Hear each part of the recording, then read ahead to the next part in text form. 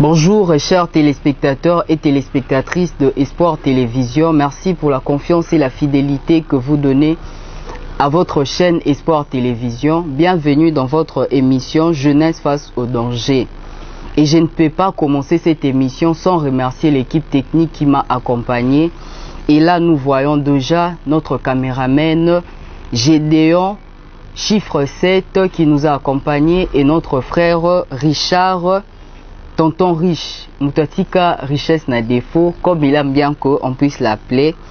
Et j'ai dit un grand merci à celui qui m'a donné aussi l'opportunité de passer dans ces très belles chaînes, notre DG, Monsieur Patrick Feni, et vraiment un clin d'œil spécial à toute ma famille, la famille Malenga. Et j'ai dit merci à mon Dieu qui m'a donné la vie et qui vous a donné la vie pour que nous puissions être là présent aujourd'hui dans l'émission OE. Et pour commencer, nous allons développer notre thème qui est la jeunesse congolaise à tout ou bombe à retardement pour le Congo futur. Dans ces thèmes, Tokomekana nous développer quelques principes au na thème nabiso pour qu'on puisse déjà avoir l'idée de ce qu'on va parler. Et déjà pour commencer, la jeunesse, nous allons les définir comme partie de la vie qui est entre l'enfance et l'âge viril ou l'âge adulte. Et après ça, nous allons parler de congolaise. Déjà, congolaise, c'est toute personne qui est ressortissant du Congo et à tous et toutes qualités ou performances. Et puis bombe à retardement. Et puis bombe à retardement, c'est un danger ou une perte à venir.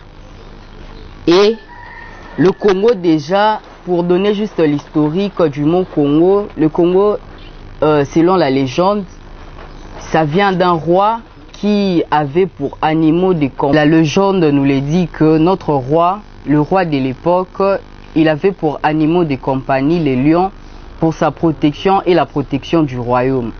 Et dans ces termes, nous allons plus nous lever ou marteler sur 3 points. Déjà, le premier point, c'est l'éducation. Et puis l'éducation, nous allons parler du social. Et puis le social, nous allons parler d'occupation. Et à la fin, nous allons conclure notre mission. Et déjà, pour commencer, je dirais, l'éducation, déjà, on les définit comme étant l'éducation est l'ensemble des moyens mis en œuvre par les adultes pour aider l'enfant ou l'individu à devenir responsable et utile dans la société. Et déjà par là, on se rend compte que la jeunesse de notre pays, vraiment, l'éducation, c'est quelque chose qu'on a raté. Excusez-moi un peu pour les termes crus, mais on constate que vraiment les jeunes Congolais n'ont plus vraiment une bonne éducation. Vraiment, et si on prenait même l'exemple, vraiment un peu dans nos écoles, dans nos établissements, dans nos universités, tu verras que il n'y a plus une différence entre les grandes personnes qui ont vécu avant et nous qui vivons maintenant. Vraiment, on est presque à la jungle. Tu trouves un étudiant qui a 19 ans mais qui est en train de parler mal à un professeur qui a déjà plus de 60 ans. C'est vraiment des choses qui nous déplaient. Et moi je vais dire déjà, par l'éducation, qu'est-ce qui fait que notre éducation ne puisse pas être vraiment à la hauteur? Déjà prenons un peu l'exemple. Un enfant, on l'a envoyé chez ses parents à Kenerosomba par exemple Lipa. Et Nanzela Tamwazoleka, Amoni Mikolo Bazobeta par exemple Balé les plus âgés que lui. Et là, comment il salami na balewana et il commence à sortir des insanités.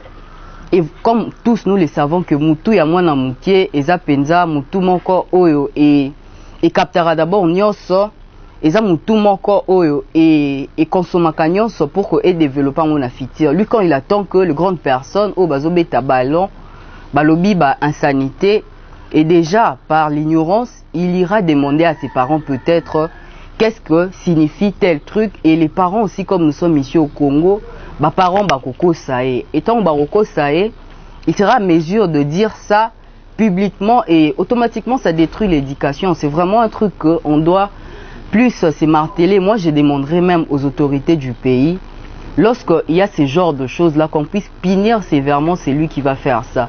Et aujourd'hui on le constate même dans le monde médiatique, surtout dans le monde de l'Internet. Nous constatons vraiment que les journalistes d'Internet, le chroniqueur, ils sont là en train de se lâcher des clashs, des injures vraiment qui gênent quand on est avec les parents. Mais moi, je me demande comment vous voulez éduquer cette jeunesse, comment cette jeunesse sera votre relève tant que vous-même vous êtes là à détruire leur avenir, à neutraliser vraiment tous les espoirs de la jeunesse. Vraiment, il faut vraiment plus marteler sur l'éducation. Et même quand nous les regardons aujourd'hui à l'école, on nous enseigne plus vraiment sur l'éducation. On est plus sur tout ce qui est vraiment science pure, mais pourtant on oublie que la meilleure de science, c'est d'abord l'éducation. Une personne qui est très bien éduquée, c'est une personne qui va vraiment très bien exercer la science. Mais dans les universités, dans des écoles, on oublie souvent de mettre vraiment un point à ce qui concerne l'éducation. C'est vraiment quelque chose de dangereux pour cette jeunesse. Parce que il faut vraiment très bien les savoir qu'après vous qui avez aujourd'hui 60, 70, il y aura cette jeunesse. Cette jeunesse que vous négligez aujourd'hui, cette jeunesse que vous exposez à plusieurs dangers, c'est cette jeunesse qui sera le relève du Congo. Vraiment, il faut vraiment plus marteler sur l'éducation. Et par là, je compte à remercier le chef de l'État, M. Antoine Félix Tshisekedi, pour l'instauration de la gratuité. La gratuité vraiment a apporté quelque chose de bien à la jeunesse, mais ce n'est pas vraiment ça le plus important. Toutefois, l'éducation, c'est l'enseignement, la gratuité de l'enseignement, c'est bien. Mais vraiment que ça soit vraiment quelque chose de consistant. On trouve qu'aujourd'hui, dans des écoles, on trouve que les professeurs s'expriment en lingala avec les élèves. Pourtant, nous savons très bien que la langue officielle de notre pays, c'est le français. Aujourd'hui, on se rend compte qu'il y a de ces gens-là qui arrivent en 6e des humanités, mais qui ne savent même pas faire la différence entre les articles, qui ne savent même pas bien faire l'accord, même si tous on sait que le français c'est vraiment compliqué, mais on trouve vraiment que le niveau est trop bas. Pourtant, nous sommes là et nous devons assurer la relève de notre pays. Et après ça, après l'éducation, je vais passer à notre deuxième point qui est le social. En parlant du social, je trouve que la jeunesse, nous sommes très exposés. Pourquoi? Parce que dans le plan social, vraiment, la jeunesse n'a pas sa place. Quand on regarde aujourd'hui dans le programme de la jeunesse, on trouve que vraiment, on parle de jeunes, mais sans le jeune. Et même, je trouve qu'aujourd'hui, au moins, ça commence à s'améliorer. Au moins, j'ai vu le ministre de la Jeunesse, il est encore jeune comme nous. Mais, quand vous entrez en profondeur, vous trouverez que dans le ministère, il y a des jeunes, on a mis de gens qui ont plus de 60 ans. Certes, ils vont nous apporter leur expérience, mais quand vous les mettez, par exemple, dans un bureau à 10 personnes, vous mettez 7 personnes au Bakola déjà. Qu'est-ce qu'ils vont apporter à la jeunesse? De l'expérience, bien sûr, 3 peuvent les faire. Quand vous mettez Batebele, Boepena, ça empêche vraiment à cette jeunesse-là de décoller. On trouve vraiment sur les plans sociaux, il n'y a pas vraiment des plans sérieux pour cette jeunesse. Parce que s'il y avait des plans sérieux pour la jeunesse, on trouverait que la jeunesse ne sera plus vraiment comme on les constate maintenant. On trouve que nous sommes délaissés à notre triste sort. Vous ne nous donnez pas vraiment ce qu'on a besoin. Parce que, déjà prenons sur les plans sociaux. Déjà les SMIG de notre pays, ou SMIG, je vais expliquer. Le SMIG, donc, le salaire minimum de la personne à moins payée de notre pays, selon mes recherches, j'ai trouvé que c'est 1500 francs. Dites-moi un peu. Au Congo, avec 1500 francs, qu'est-ce que tu vas faire? Un papa qui travaille pour 1500 francs, tu espères que lorsqu'il va venir dans sa maison, il aura vraiment de la force à éduquer ses enfants ou à les montrer de bonnes choses. Automatiquement, il va commencer à envoyer ses enfants à devenir des brouillards et c'est automatiquement l'avenir de jeunes que vous détruisez. Quand un jeune n'a plus le temps d'aller à l'école, tout son temps, il les passe en cherchant de l'argent. C'est son avenir que vous détruisez. Et passons un peu, prenons l'exemple de la formation. On trouve que dans notre pays, vraiment, la scolarité, à part l'école primaire qui est aujourd'hui gratuite presque, mais lorsqu'on part dans des écoles, par exemple, humanité et universitaire, on trouve vraiment que la somme ou le frais scolaire ou le frais académique est vraiment exorbitant, j'aimerais dire, parce qu'on trouve que le prix qu'on a fixé pour le frais, ça ne correspond pas avec ce que nos parents gagnent. Admettons un parent qui gagne 250 $ et vous demandez qu'il puisse payer pour son fils, par exemple, 400 $ et vous fixez que il puisse payer ces 400 dollars là à moins de 3 mois. Soyons un peu sérieux. Si il n'a pas aussi que ses fils là, nous savons très bien que l'on l'appelle couteau richesse na biso na Congo to botara mingi. Et admettons qu'un papa qui a 8 enfants et vous lui donnez un salaire de 250 dollars et vous lui demandez que moi na université à foutre par exemple 400 dollars na moins de 3 mois. Comment il va faire? Quelle magie il va faire? Il a la maison à payer, azana maya kofuta, azana courant à kofuta. Vous trouvez que vraiment ce n'est pas le parent là que vous allez tuer tôt, mais c'est aussi la vie de ces jeunes là que vous mettez en danger, parce que à force de voir son fils toujours retourner, les parents à désespérer nae à kotika moi nae afanda nae nandaku, et cet enfant là qui ne part pas à l'école, vous trouvez pas que a commis bombe à retardement pour la société nabiso?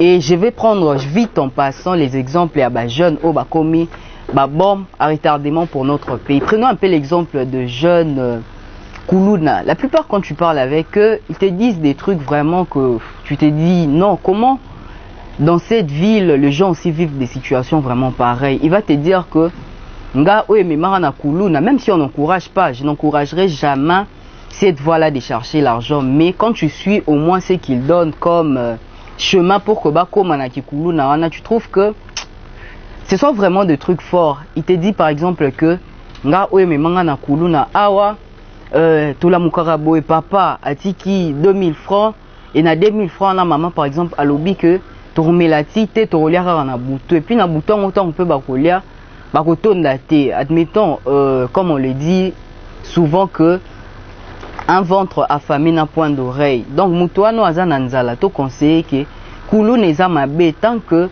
aibi que soki atiki yango akozonga na nzala, il sera toujours motivé, il aura toujours cette ferveur là de continuer toujours na Kikuluna.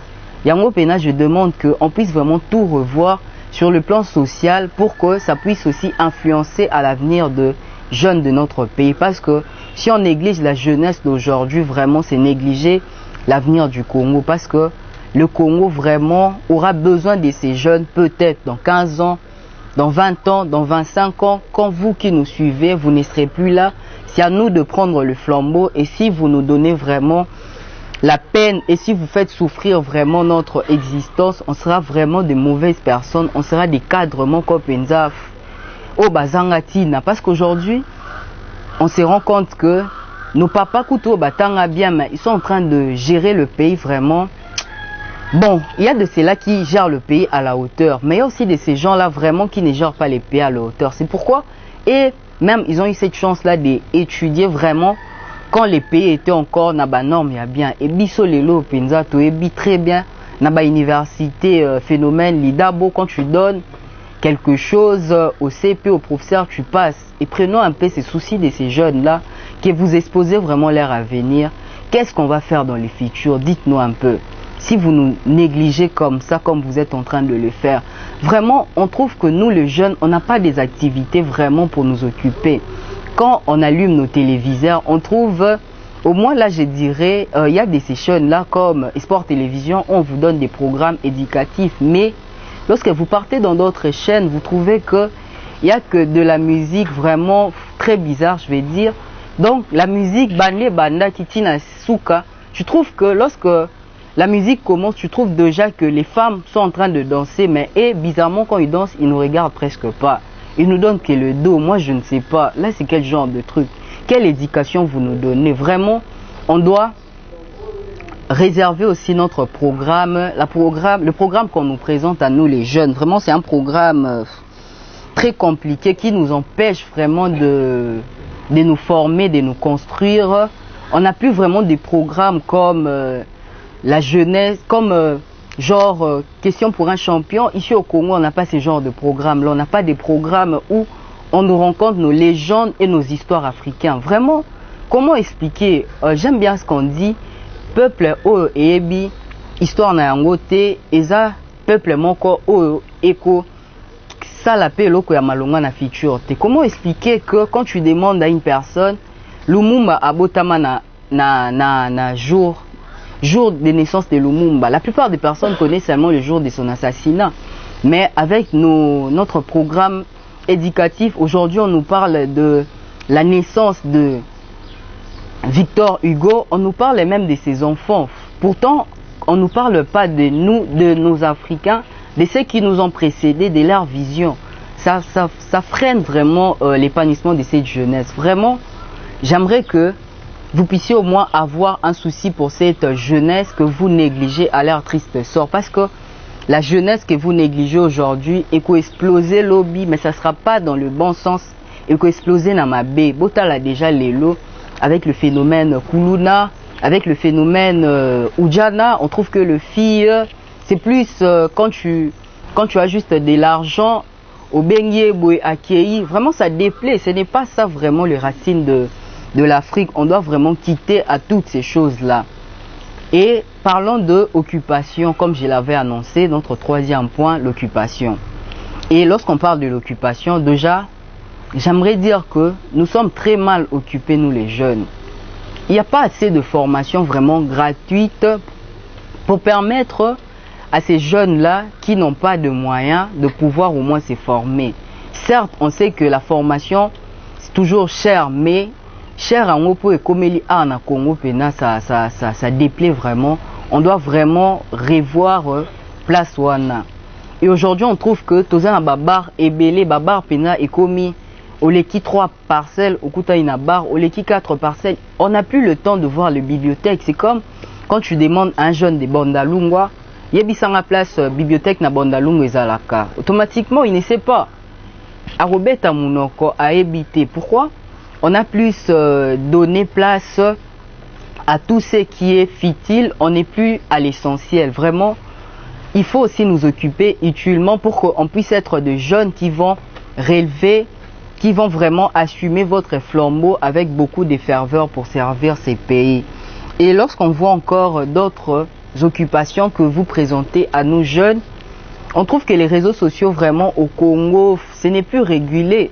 On n'a plus vraiment la régulation du réseau social. On trouve qu'il y a plus de contenu vraiment qui détériore la situation de jeunes, qui détériore vraiment la vision des jeunes sur la vie. On est là, tu te connectes et tu trouves directement les clashs de nos chroniqueurs sur le réseau et ils s'insultent vraiment des trucs pas décents.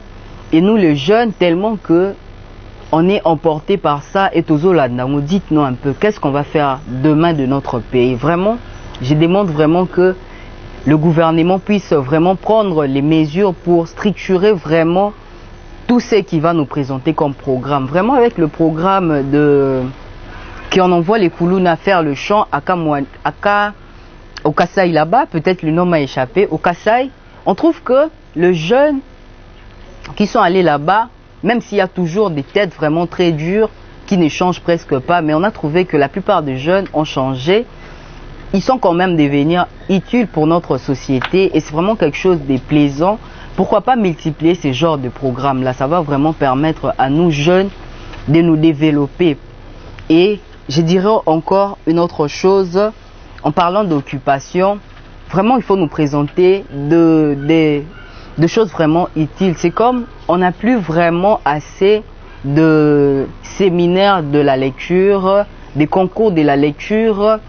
Moi je sais qu'avant qu'on grandissait, on voyait qu'il y avait toujours des organisations, genre on te passe un roman, de 500 pages, on te dit que tu les remets dans un mois et que tu puisses faire la conclusion. Et ça a aidé les jeunes vraiment à comprendre les choses, à avoir de la science. Mais aujourd'hui, on n'a plus ces genres de programmes-là. Et vraiment, j'aimerais aussi parler d'un truc vraiment qui va aider notre pays vraiment à protéger cette jeunesse pour qu'il ne puisse pas être un bombe à retardement, mais pour qu'il puisse être un atout pour le Congo futur. J'aimerais parler du sport. Vraiment, on constate qu'aujourd'hui, dans le monde sportif, les jeunes sont vraiment abandonnés. Dans le sport, vraiment, on ne trouve plus assez de programmes ou de structures vraiment bien organisées pour les jeunes. Nous sommes là, les jeunes sont vraiment abandonnés. Quand on organise des championnats, ici la KT, les jeunes n'ont plus de distractions. Les jeunes vraiment n'ont plus de trucs pour les occuper. Ça déplaît vraiment. Il faut vraiment occuper la jeunesse avec les sports parce que le développement ne peut pas venir que de minerais, ne peut pas venir que du champ, mais le développement peut venir aussi du sport. Prenons l'exemple de l'Espagne où c'est juste le football aussi qui produit vraiment beaucoup d'argent pour le budget du pays. Et pour conclure notre mission, parce que nous sommes déjà à la fin, déjà je vous remercie pour votre fidélité et la confiance que vous avez donnée à nous suivre jusqu'à maintenant. Et pour conclure, je vais dire ceci. Déjà, nous jeunes du Congo, bien sûr, tout ce qu'on nous présente, ce n'est pas favorable pour nous, ça ne nous permet pas de nous épanouir. Mais moi, j'aime toujours dire que dans la vie, il faut toujours avoir cette philosophie. Même si on t'est coupé tes deux ailes, si tu échoues dans ta vie, dis-toi toujours que c'est de ta faute. Donc, déjà, nous jeunes aimons notre pays. Cessons un peu de dire ce genre de trucs.